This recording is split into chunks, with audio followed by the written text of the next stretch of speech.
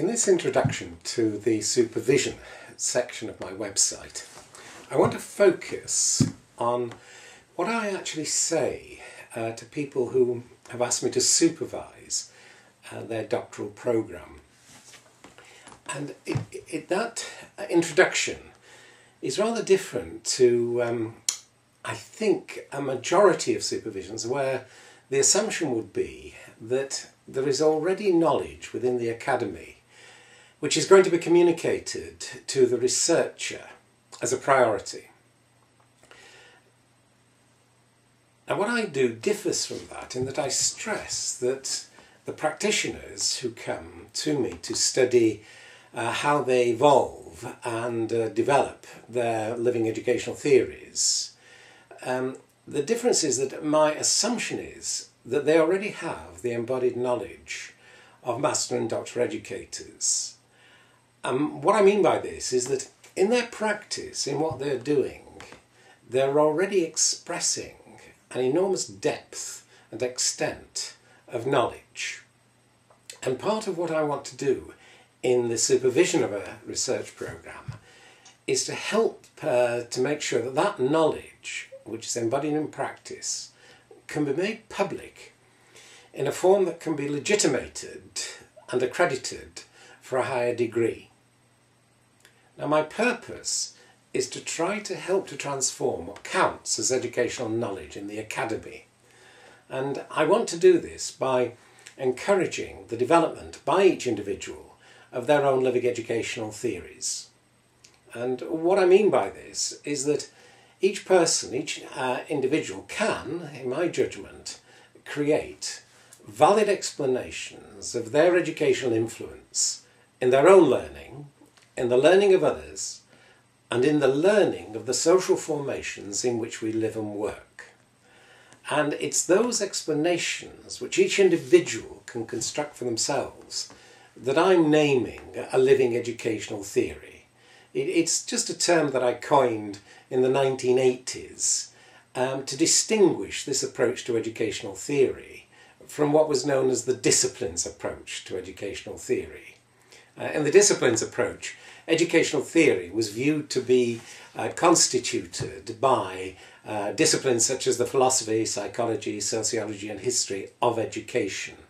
And in that disciplines approach, the eye of the individual researcher tended to get masked by the concepts and methods of validation of the disciplines. The practical principles that the individual practitioner researcher used tended to be thought of as pragmatic maxims that at best had a loose and superficial justification in practice. It was described by one of the proponents of the disciplines approach as a crude and superficial justification in practice that in any rationally developed theory would be replaced by the principles from the disciplines of education. So why I stress the importance of individuals creating their own living educational theory is to try to bring into the academy a valid understanding of educational theory which can actually explain the educational influences that individuals have in their own learning and the learning of others, as well as the social formations in which we live and work. And in this page of my website, I'm going to be dealing with a whole range of issues that I bring into my supervision. But I'll cover issues to do with embodied values, which are flowing with energy.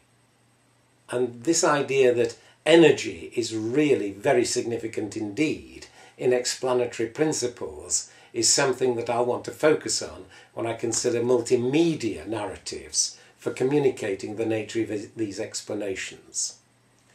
I also want to concentrate on the idea that you can clarify the meanings of your own values and the values of those you're supervising in the course of their emergence in the practice of inquiries of the kind, how do I improve what I'm doing?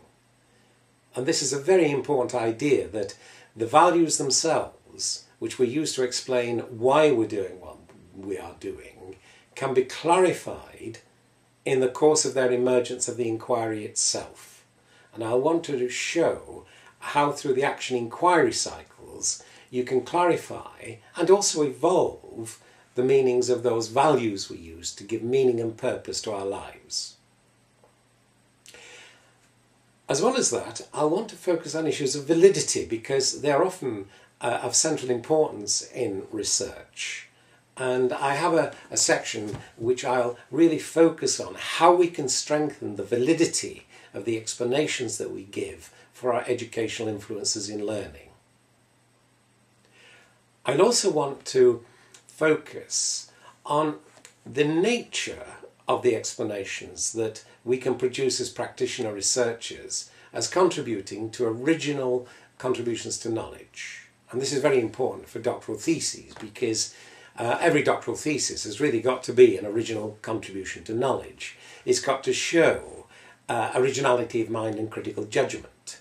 It's also got to demonstrate a critical engagement with the ideas of others at a level appropriate for a doctorate. And this idea of the engagement, the critical engagement with the ideas of others, is something which is so important for the construction of living educational theories. Because I rejected the disciplines approach to educational theory, I'm sometimes thought of as rejecting the contributions of the disciplines themselves to the creation of one's living educational theory.